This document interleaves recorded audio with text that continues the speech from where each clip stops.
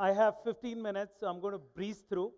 We're going to try and cover as many words that got mentioned by all the panelists who were here before.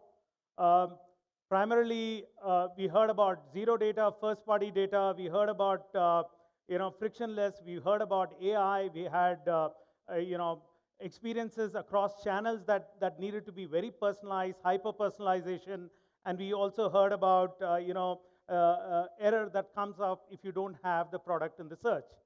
I'm going to try and see if I can stitch all that and give it to you. And that's what Netcore is all about. We are a MarTech company. We've been around for about 25 years. Extremely two-time profit-oriented, Proficon, so to speak. We've been around as a bootstrap company making MarTech products. We also have had success. The founders have had successful exits in the past.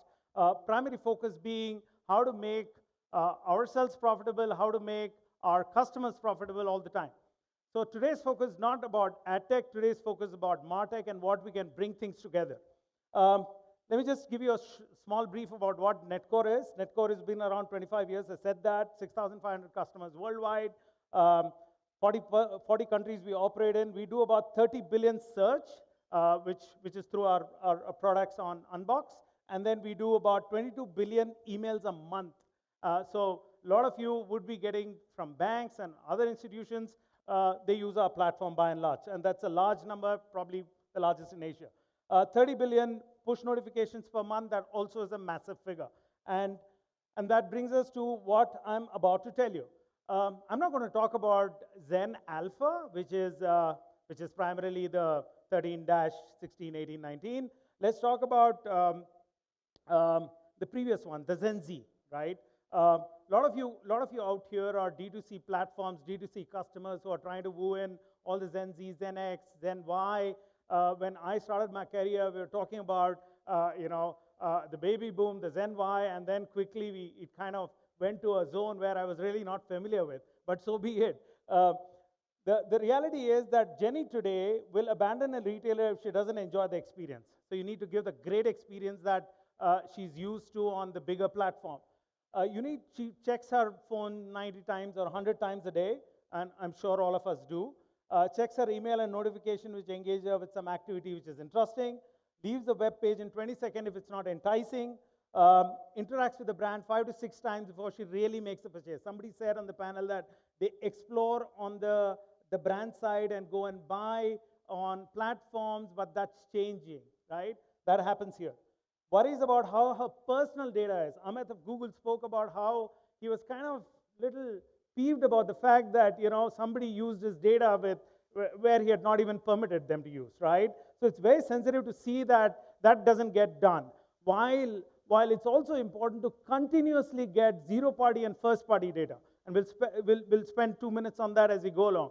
The zero-party data is super critical for you to understand that by next year, including Google and Apple has already done on its OS, a lot of these cookies going to disappear. So it's important that you collect your data as a zero-party data and continuously engage in building that database for you to kind of continuously serve them. So what are all the typical behavior that we see? We see rising expectation, attention recession, data privacy, and multi-device channel presence, and more options and less loyalty, right?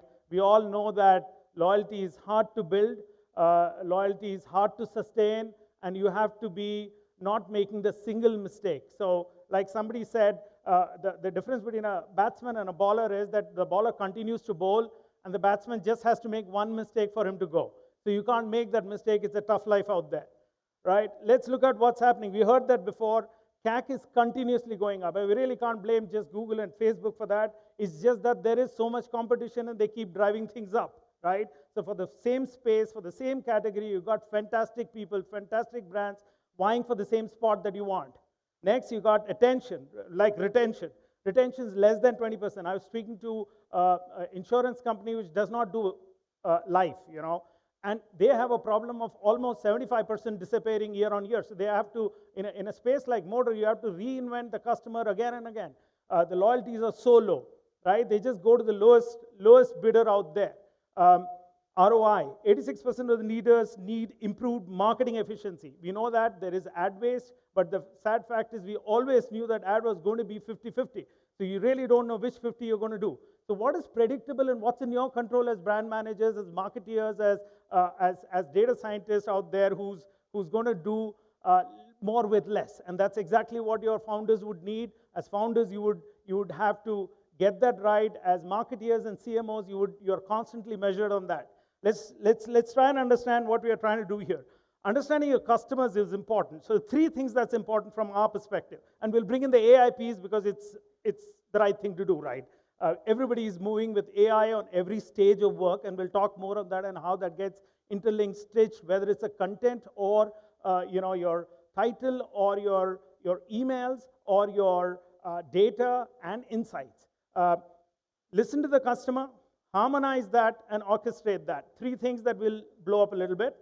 Let's look at how you unify a customer commerce data. You got email data, you got phone, you got gender. That's the base level data, which is called the zero-party data, so to speak. He's opted in or she's opted in, which also means that they've said that yes, you can engage with me. It's not a first-party data. You can read up the difference between a first-party data and zero-party data. You'll know the difference between how you can engage and how you can own and upsell, right? Let's look at customer behavior. They've bought stuff from you, they've behaved in a certain manner, you kind of continue to catch that as a subtle information to you. Subscribe to payment, they take subscription because they don't want to pay for delivery, so they say, hey, I'm going to continue to buy from your brand, but I hate the fees that you put on delivery, so I'm just going to take a subscription for 500 rupees so that I get all my free deliveries, right? And that creates a little more intent. How many times they add to cart and leave it there because they want it to sink in? Because some of these purchases are really not impulsive purchases, and not everything can be. You're not trying to buy a bread every day. A jewelry brand, like you just heard, could have a longer gestation period. So you've got to see that not one size fit all. It's about the behavior, and those behaviors always go back and try and make sense if you look at the data more intently. Let's look at future prediction. What do you do with all this data, right? You know customer, you know lifetime value, you know the CAC, you know everything that you think you know, right? So what do you do with it? I mean, just that you know there are about 8.5 million apps out there. We generate about 175 zettabyte of data. Trust me, you're not going to do anything with it if you're going to do it manually. I mean, even if you're a scientist, you got almost a supercomputer or a quantum computer working for you, it's going to be difficult to make sense of all that unless you're going to put some methodologies to that or frameworks to that. And we'll tell you how some of that is got automated today. We do some of that. Some of the other companies do too. But the fact of the matter is these have to be automated because there is no choice. You can't deal with a zettabyte of data coming to you, hitting you every day. So what do? You kind of put frameworks which will do those micromanagements, hyperscaling, hyper-customization all by itself once you set the rules and regulations. And that's where we will talk about. And we'll talk about governance and models as we go along. But the good news is there is a law today which kind of is coming into India on, yesterday it got passed, right? Let's talk about the third piece, harmonize. How do you know the recency frequency? How do you know who's going to churn out in 30 days, the person who's downloaded your app? I mean, that took you 200, 300, 500 rupees to make him, and that's a CAC, right? You kind of have somebody download and the guy disappears and you don't even know why and what of it. And here's we have data out here, we have science and we have statistics which will tell you that, look, from the behavior, we can tell you this cohort is going to disappear in 30 days. So you better do something, throw in a coupon, talk to them, engage with them better, right? And that's a science that you didn't have today. And that's a science that we bring in.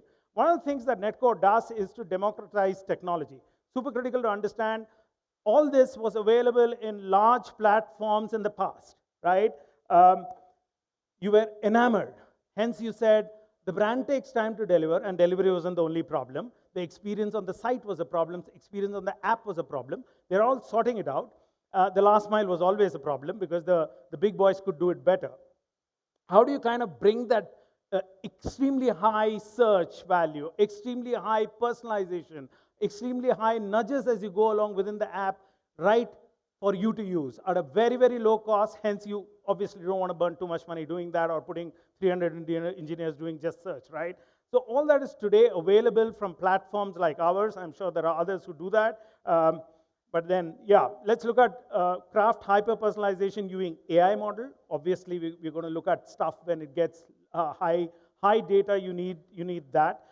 Preferred channels, which means email, WhatsApp, RCS, SMS, and SMS still works, guys. And don't go by somebody says email is dead. Email has been around, and it's growing at about 20, 30% year on year. And there are new parts to email that I'll talk about, which is very good. Some of it is from Google Technologies, called the AMP, which makes the entire experience completely enticing, and you can do the complete transaction right on email without stepping out or going to another hyperlink.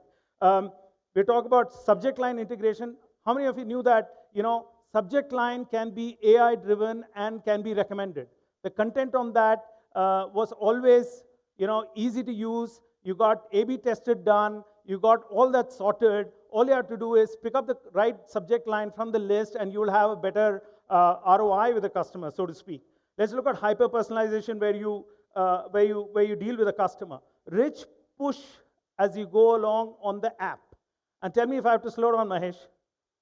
Okay, I'll slow down a bit, but I still have 15 minutes. So try and absorb this. And there's a booth out there. You can always come in and we can chat up.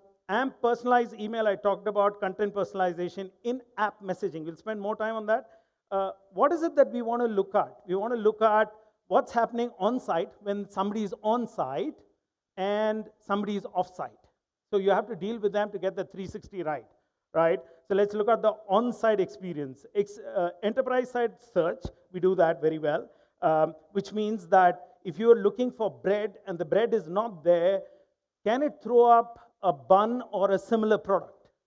If somebody is looking for a long red dress for the evening party, and if it's not there, can it throw up a crimson long dress?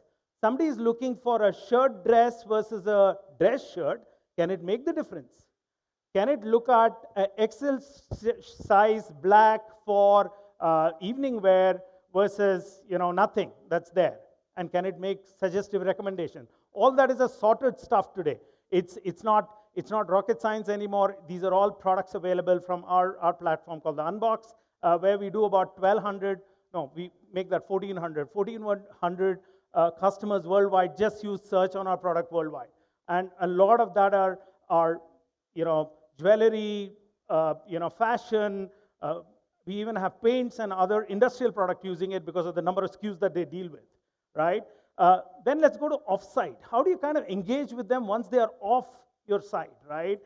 Journey orchestration, super critical to get your cohorts right, super critical to get your segmentation right. Some of that comes clearly off the product, and then some of them does not need your intervention once you sort out the math and science of that, which is pretty easy.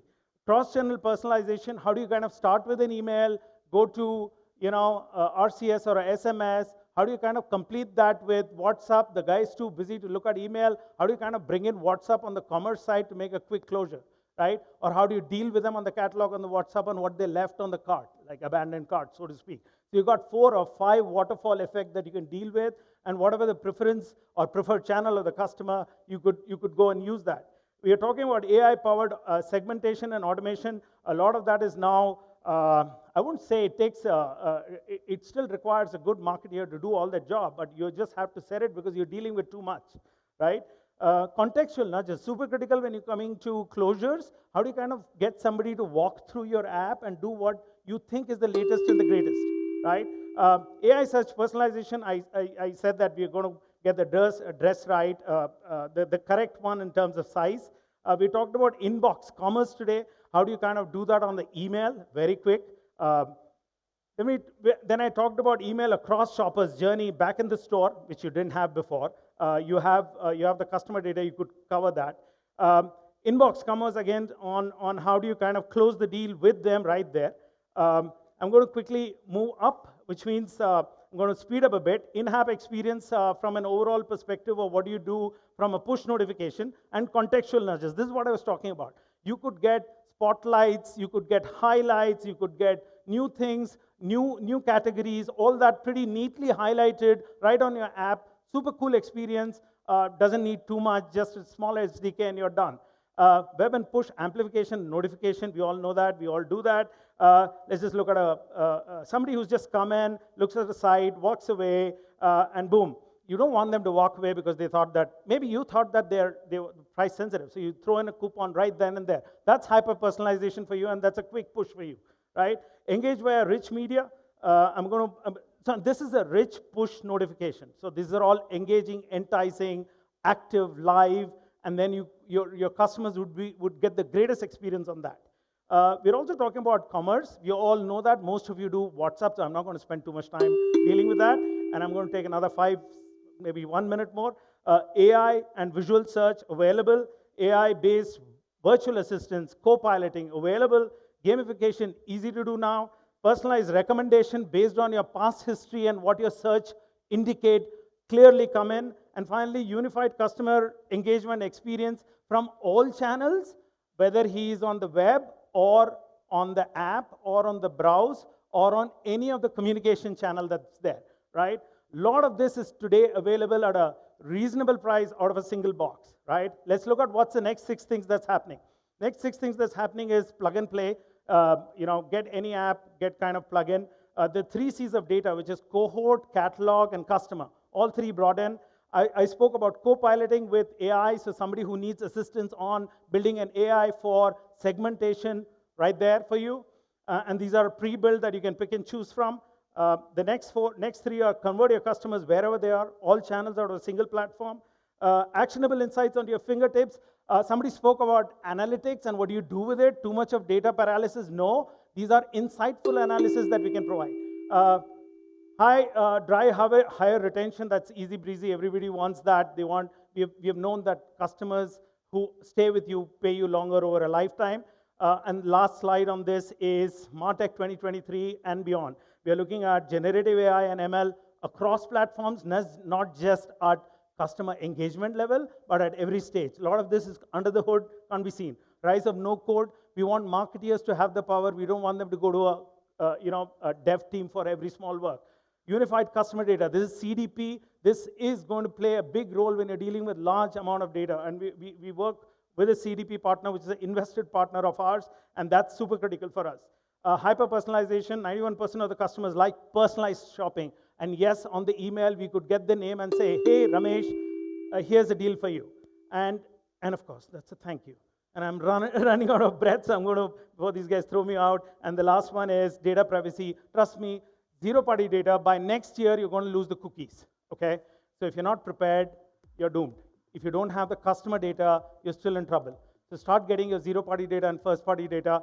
And I'm still going to use the time to kind of get the hamper here while I keep doing the pitch. So no, that's on the lighter side. Thank you so much for listening in, and really appreciate it.